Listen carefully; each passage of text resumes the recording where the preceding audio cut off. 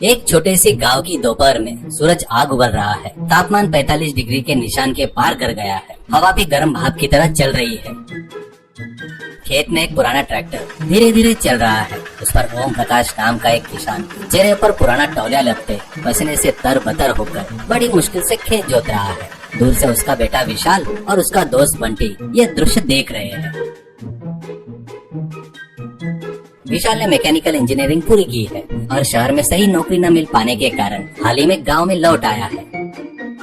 बंटी हवा करते हुए, अरे विशाल, जरा अपने पिताजी की तरफ तो देख। इस चिलचिलाती धूप में ट्रैक्टर पर बैठकर वे तंदूरी चिकन की तरह भून रहे हैं। इस गर्मी में तो पत्थर भी पिघल जाए। तुमने शहर में इतनी बड़ी इंजीनियरिंग की पढ़ाई की है ना, क्या तुम कुछ नहीं कर सकते?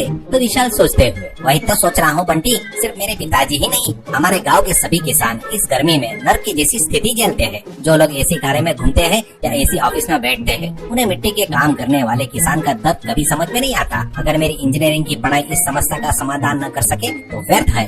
समाधान मतलब क्या? तुम फिर से शहर जाकर कोई सॉफ्टवेयर वाली नौकरी ढूंढोगे या यहाँ तो हवा के लिए मुंह खोले तो भी गर्म लपटे अंदर चली जाती है। यह इंजीनियरिंग क्या काम आएगी?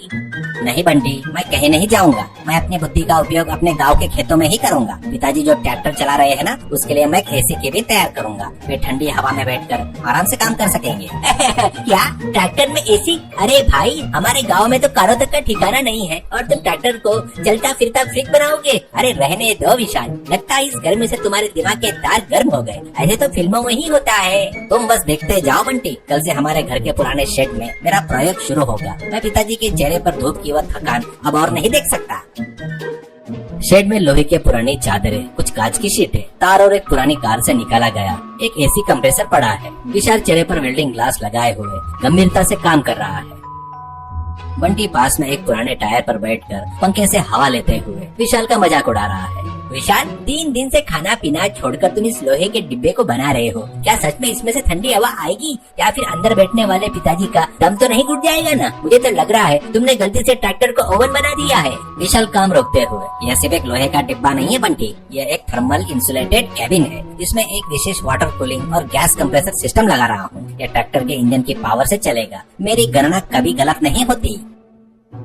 तभी ओम प्रकाश वहाँ पर आते हैं। उनका चेहरा धूप से काला पड़ गया और पैर लड़खड़ा रहे हैं। ये क्या है विशाल? शहर में नौकरी ढूंढने के बजाय ये कबाड़ के साथ क्या कर रहे हो तुम? मैंने तुम्हें खेत के काम की मदद के लिए बुलाया और तुम यहाँ लोहे के टुकड़े से कुश्ती लड़ रहे हो। पैसे कमाने का रास्ता ढूंढने के बजाय बिल्डिंग की दुकान खोल क्यों नहीं लेते?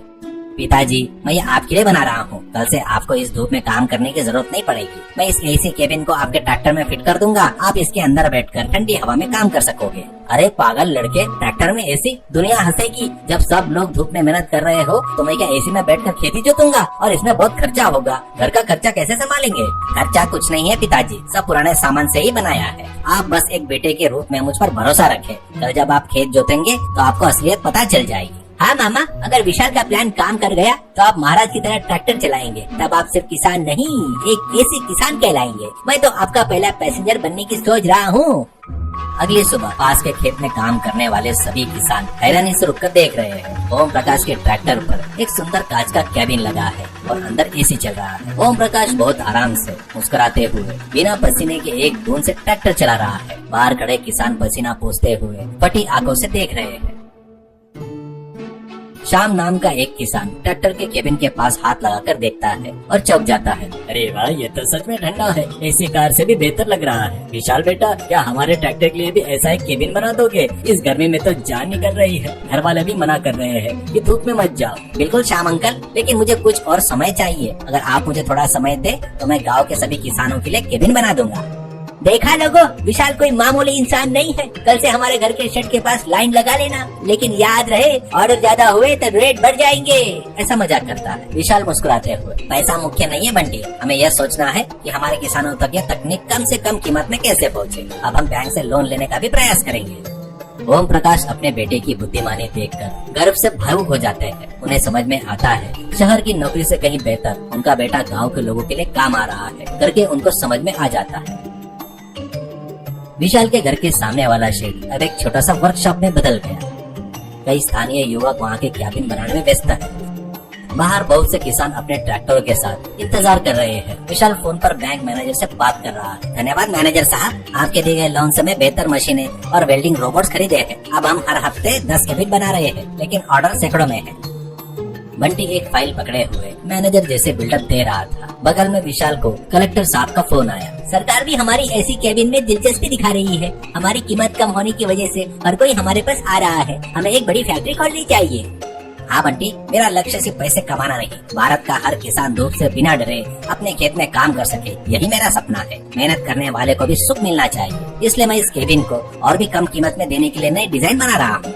तभी एक बड़ी फैक्ट्री कंपनी का प्रतिनिधि वहाँ पर आया। विशाल जी, आपका डिजाइन बहुत सरल और शक्तिशाली है। हमारी कंपनी आपके साथ टाइप करना चाहती है। हम अपने हर नए ट्रैक्टर में आपके बना एसी केबिन लगाएंगे। ठीक है सर, लेकिन मेरी एक शर्त है, आप किसानों से ज्यादा पैसा वसूल नहीं करेंगे। मेरी तकनीक आम इंसान की पहुंच में होनी चाहिए। उनके पसीने की बूंद की कीमत समझ लेनी चाहिए।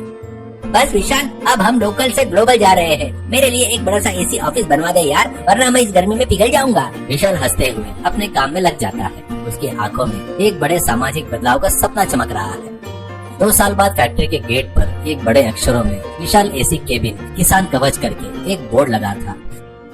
अंदर कामगार आधुनिक यंत्रों से केबिन बना रहे थे। विशाल अभी एक सक्सेसफुल मेहनती उद्योगपति बन गया था। ओम प्रकाश और बंटी उसके बाजू में खड़े थे। सीख, समस्याओं को पहचान कर यदि हम ज्ञान का उपयोग निस्वार्थ भाव से करें तो सफलता खुद हमारे पास आती है। कड़ी मेहनत के साथ सामाजिक जिम्मेदारी का भाव हो तो किसी भी क्षेत्र में ऊंचाइयों को